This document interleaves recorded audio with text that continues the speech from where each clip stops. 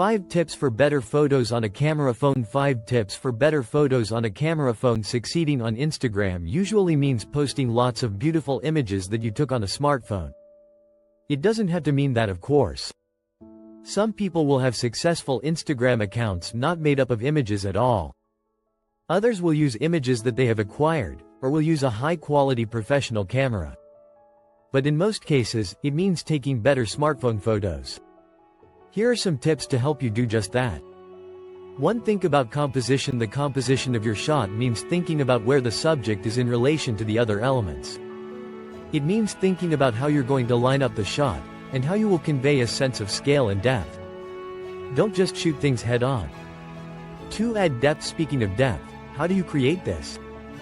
One option is to ensure that you feature something in the foreground, middle ground, and background. These 3 elements will create that sense of layers. Another tip is to try and lead the viewer's eye from the foreground into the background, which you can achieve by looking for something like a path or a road. 3. Tell a story. Telling a story means not necessarily just taking a photo of the thing you want to say. Leave something for the viewer to figure out. An empty glass speaks to the presence of a person at some point in town. A party, or maybe a sad, lonely drink. Think of the Mona Lisa, which has captivated people for generations by being a mystery.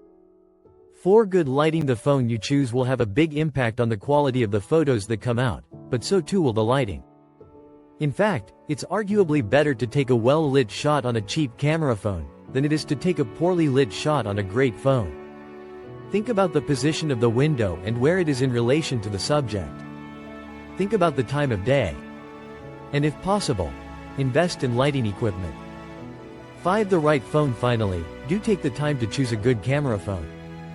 Know what you're looking for.